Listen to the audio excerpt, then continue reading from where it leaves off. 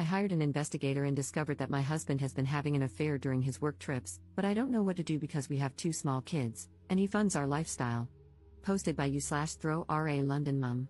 My husband, 47M, and I, 44F, have been married for just over a decade, and it has been, for the most part, a loving marriage centered around our two beautiful children. Of course, I've had grievances. He travels a lot for work, is constantly glued to his phone, and sometimes abruptly pops out for errands that he has always been incredibly vague about. Initially, these didn't concern me too much. He has a very demanding job that has allowed us to have a lifestyle I never thought possible, enabled me to leave work to be with the children, take us on wonderful holidays, and send the children to a great school. I always felt that complaining to him about his work, phone, computer, and random emergencies would be selfish, considering everything he does for us. However, 2 weeks ago, I started getting really suspicious after I found a condom in the inside pocket of his blazer. There was no reason for him to have it there, as we only ever have sex at home, and frankly, it isn't something we do as often as we used to. This prompted me to do something I never thought I would do. I found an opportunity to get into his phone when he wasn't looking. I'm not sure what I was looking for. I first checked his photos but couldn't find anything. Then I decided to check his messaging apps, WhatsApp, Telegram, but both were password locked, which I found very odd. Only a message could be accessed, but there was barely anything there. At this point, I had a sinking feeling that something was up. Last year, a friend was in a similar situation and used a digital investigator to learn more about her absent and secretive fiancé. The investigator discovered that this man had been living a complete double life, with a long-term girlfriend in Edinburgh and, unbelievably, an entire business he had set up and was earning money from. She had no idea about the business or all the money he was making, and no doubt spending on his girlfriend. I asked for the investigator's details and requested that they pull together anything and everything they could find about my husband. The investigator spent about a week digging online and came back to me with a report that changed my life forever. I got a call from the investigator, warning me that my husband's report would be a very difficult read and that I should open it in private at a time when I would be able to process it fully. Since receiving it, I have barely been able to eat, sleep, properly take care of the kids, or speak to him, and yet he is so absent-minded that he doesn't even realize something is wrong. It turns out that my husband of over 10 years has been, 1. Having an affair with a woman 15 years his junior.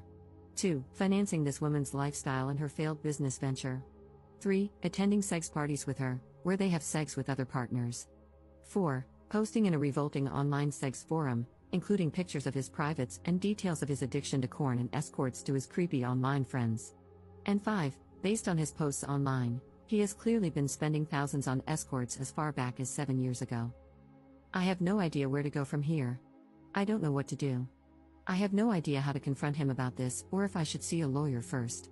I know the obvious decision is to simply divorce, but our children are 9 and 7. I have loved him since we first met 14 years ago, and I know that I have a place in his heart too, in spite of these actions. If he is truly an addict, then maybe there is a way to get through this if he agrees to treatment? I am a complete mess, and I can't talk about this to anyone in person just yet. Any advice you have for me would be really appreciated. Relevant comments. Commenter. You are allowing your love of a cushy, expensive lifestyle to cloud your good judgment. You deserve better. Your children deserve a happy home, which this will never be with a parent who is any kind of addict. You will lose respect for yourself if you stay. Your peace of mind will have been sold for 20 pieces of Gucci. Get through the holidays any way you can. If your hubby becomes suspicious, blame it on holiday stress. Give your kids one last nice holiday season. Right after the first of the year, call a few divorce attorneys and interview them. Bring the investigative reports. Hire the one with whom you click the best. Follow your attorney's advice to the letter. They're an expert, that's why you hired them. Don't listen to family, friends, or strangers on the internet. Get yourself into individual therapy to help you deal with the betrayal. Have your children see a child therapist to assess whether they need ongoing care. Be kind to yourself, you've only just found out about a massive betrayal. You didn't know, but now that you do, you're taking proactive steps to defend and care for yourself and your children. Your husband is on his own. He can get into therapy or not, it's not your problem, and don't take it on as one.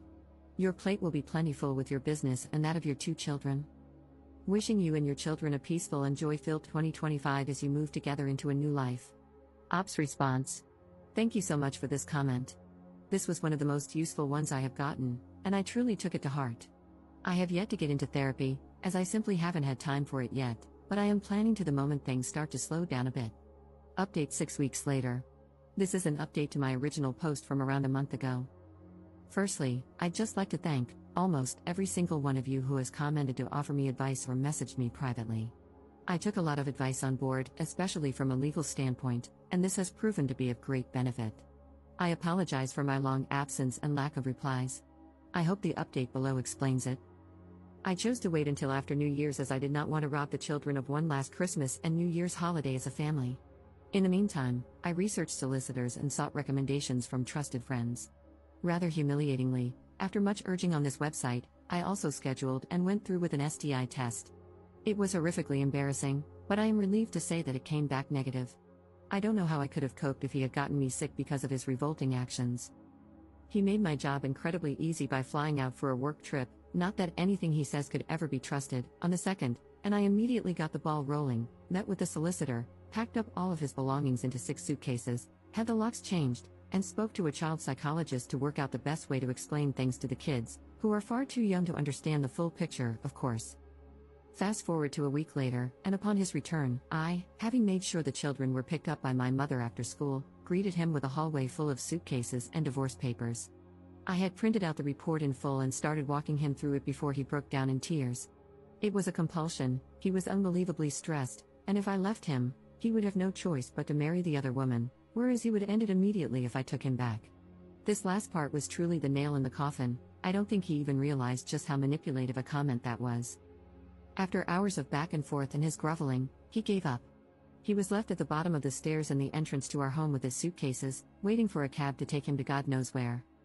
There is still a lengthy legal process ahead, and unfortunately, it turns out that his infidelity doesn't really impact how assets might be divided following the legal battle. However, I'm confident that my solicitor will get the outcome I need to keep the house and live independently. In terms of the children, I would rather not discuss them to maintain privacy, but it has been an incredibly difficult adjustment, and sometimes I do feel guilty. As for myself, I am still completely heartbroken, and frankly, I don't ever hope to find love again. I just don't think I can quite trust like that anymore.